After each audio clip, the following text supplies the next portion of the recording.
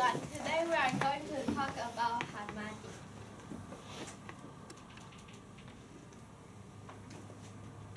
So we are going to talk about the key concepts, literal devices, and some questions. So it's about a teenager girl named Susan and unsatisfied with her life. So she needs to find solace in Hamadi, an elder gentleman, who teaches her many of more roles. And he has a special way of living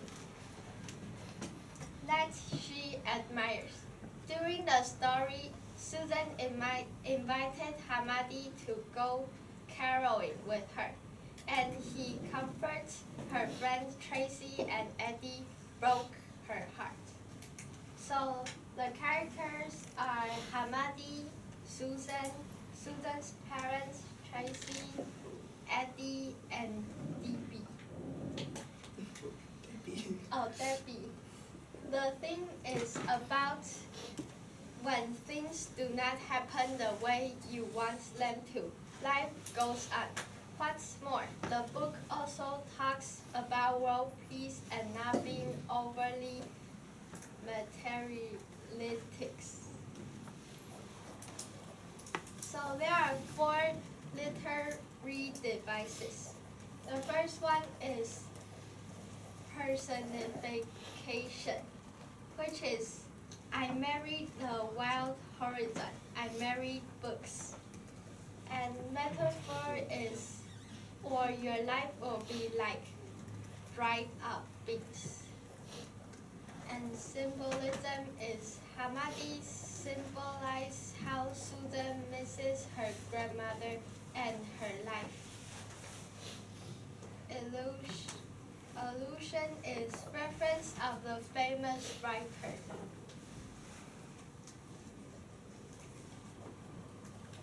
The summary, the setting and atmosphere takes place in Texas, and it also references Susan's childhood in Jerusalem.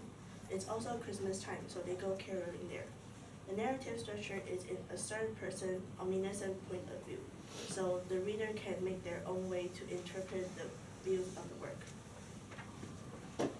Some key concept mentions in Hamadi are you can have a multicultural perspective. Susan is originally from Jerusalem, and she moved to America, Texas. And like Hamadi, she can be sort of seen like an immigrant. She feels connected to Hamadi because he has a lot of cultural history too. The scene also connects to compassion and connection. During caroling time, Hamadi comforts Tracy after she got her heart broken, and he said that life goes on. Hamadi also mentions about how the world he wants can be, how the goal can be in a shape of a heart, which is the concept of world peace. And during the story, when Tracy is discussing with Susan about how she likes Eddie a lot, Susan separates the difference between owning and loving. Hamadi also says that in his apartment, the things that he needs are very few, so he doesn't need a lot of things to consider something a home. And Susan is also very hard, wants to keep on learning in her life. The book also mentions cultural identity because Susan feels like she sometimes doesn't belong in the American society, and she often seeks refuge in Hamadi, the Sphinx, and her memories of her grandma. Some thoughtful questions are, in what ways does Hamadi's wisdom challenge or inspire the younger characters in the story?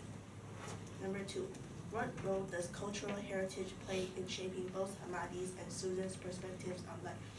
Number 3, how does the story explore intergenerational relationships and their impact on personal growth? Thank you.